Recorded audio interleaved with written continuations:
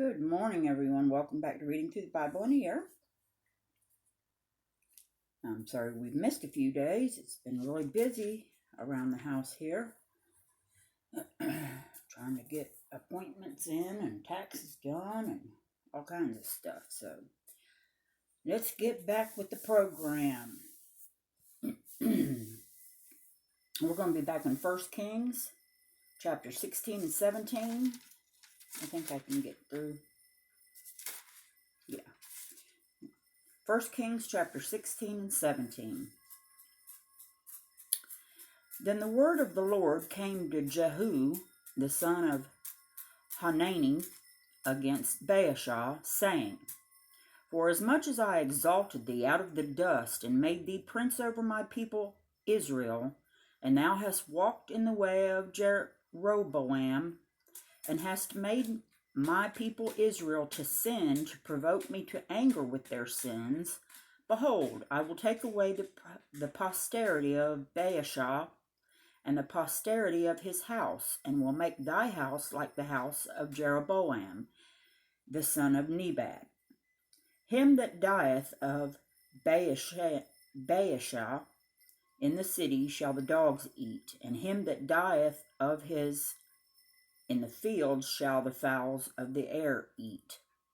Now the rest of the acts of Baasha, and what he did, and his might, are they not written in the book of the Chronicles of the kings of Israel? So Baasha slept with his fathers, and was buried in Tirzah, and Elah his son reigned in his stead. And also by the hand of prophet Jehu the son of Hanani came the word of the Lord against Baasha, and against his house, even for all the evil that he did in the sight of the Lord, and provoking him to anger with the work of his hands, and being like the house of Jeroboam, and because he killed him. In the 26th year of Asa, king of Judah, began Elah, the son of Baasha, to reign over Israel in Tirzah 2 years. And his servant Zimri, captain of half his chariots, conspired against him, as he was in Tirzah, drinking himself drunk in the house of Arza, steward of his house in Tirzah. And Zimri went in and smote him and killed him in the 27th year of Asa, king of Judah, and reigned in his stead. And it came to pass, when he began to reign, as soon as he sat on his throne, that he slew all the house of Baasha. He left him not one that pisseth against the wall, neither of his kinfolks nor of his friends. Thus did Zimri destroy all the house of Baasha, according to the word of the Lord which he spake against Baasha, but Jehu the prophet. For all the sins of Baasha, and the sins of Elah his son, by which they sinned, and by which they made Israel to sin, in provoking the Lord God to Israel to anger with their vanities. Now the rest of the acts of Elah, and all that he did, are they not written in the books of the Chronicles of the kings of Israel? And then in the 27th year of Asa, king of Judah, did Zimri reign 7 days in Tirzah. And the people were encamped against Gibbethon, which belonged to the Philistines. And the people that were encamped heard say, Zimri hath conspired, and hath also slain the king, wherefore all Israel made Omri, the captain of the host, king over Israel that day in the camp. And Omri went up with Gibbethon, and all Israel with him, and they besieged Tirzah.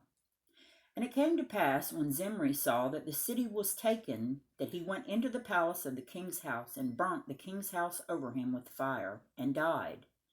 For his sins which he sinned, in doing evil in the sight of the Lord, in walking in the way of Jeroboam, and in his sin which he did to make Israel to sin.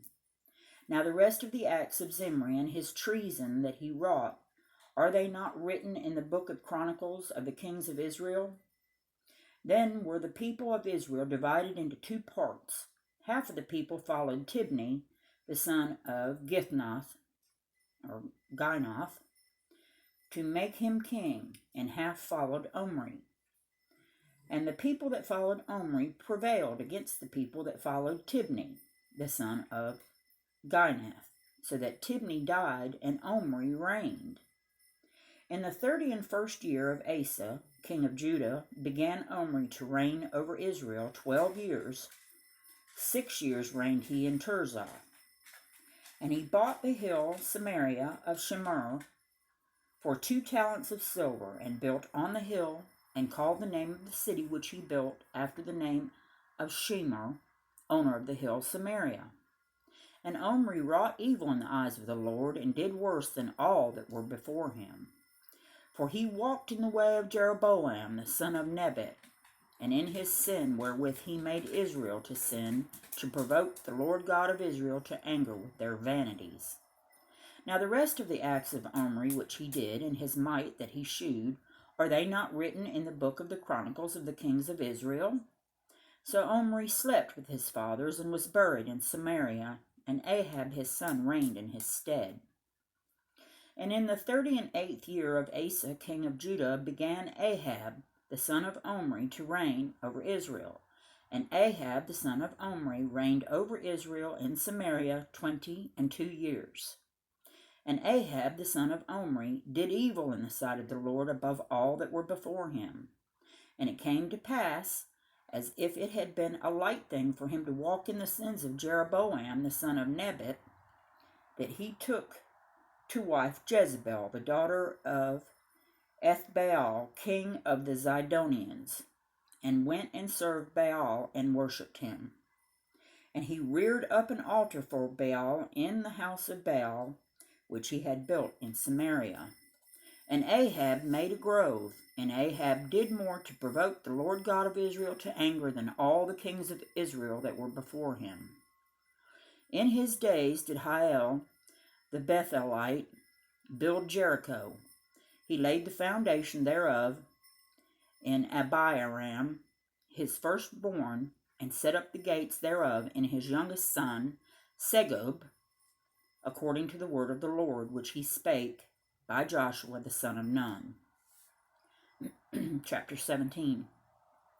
And Elijah the Tishbite, who was of the inhabitants of Gilead, said unto Ahab, As the Lord God of Israel liveth, before whom I stand, there shall not be dew nor rain these years, but according to my word. And the word of the Lord came unto him, saying, Get thee hence, and turn thee eastward, and hide thyself by the brook Cherith, that is before Jordan. And it shall be that thou shalt drink of the brook, and I have commanded the ravens to feed thee there. So he went and did according unto the word of the Lord, for he went and dwelt by the brook Cherith, that is before Jordan. And the ravens brought him bread and flesh in the morning, and bread and flesh in the evening, and he drank of the brook. And it came to pass after a while that the brook dried up, because there had been no rain in the land. And the word of the Lord came unto him, saying, Arise, get thee to Zarephath, which belongeth to Zidon, and dwell there. Behold, I have commanded a widow woman there to sustain thee. So he arose and went to Zarephath, and when he came to the gate of the city, behold, the widow woman was there, gathering of sticks. And he called to her, and said, Fetch me, I pray thee, a little water in a vessel, that I may drink. And as she was going to fetch it, he called to her, and said, Bring me, I pray thee, a morsel of bread in thine hand. And she said, As the Lord thy God liveth, I have not a cake, but a handful of meal in a barrel, and a little oil in a cruse. And behold, I am gathering 2 sticks, that I may go in and dress it for me and my son, that we may eat it and die. And Elijah said unto her, Fear not, go and do as thou hast said, but make me thereof a little cake first, and bring it unto me, and after make for thee and for thy son. For thus saith the Lord God of Israel, The barrel of meal shall not waste, neither shall the cruse of oil fail, until the day that the Lord sendeth rain upon the earth. And she went and did according to the saying of Elijah. And she and he and her house did eat many days. And the barrel of meal wasted not, neither did the cruse of oil fail, according to the word of the Lord which he spake by Elijah. And it came to pass after these things that the son of the woman, the mistress of the house, fell sick, and his sickness was so sore that there was no breath left in him. And she said unto Elijah, What have I to do with thee, O thou man of God? Art thou come unto me to call my sin to remembrance, and to slay my son? And he said unto her, Give me thy son. And he took him out of her bosom, and carried him up into a loft, where he abode, and laid him upon his own bed. And he cried unto the Lord, and said, O Lord my God, hast thou also brought evil upon the widow with whom I sojourn, by slaying her son?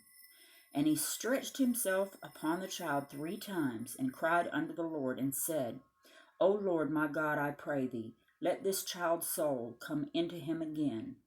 And the Lord heard the voice of Elijah, and the soul of the child came into him again, and he revived. And Elijah took the child, and brought him down out of the chamber into the house, and delivered him unto thy mother. And Elijah said, See, thy son liveth. And the woman said to Elijah, Now by this I know that thou art a man of God, and that the word of the Lord is thy mouth is truth. In thy mouth is truth. And that will do it for 1 Kings 16 and 17. I hope you all have a very blessed day. I hope you're having very good weather wherever you are. It's going to be in the 70s here today. Isn't that weird? A week or so ago, it was snowing and icy. So, you never know. But once again, I hope you all have a blessed day. Thank you for stopping by. Be kind to one another, and we'll see you next time.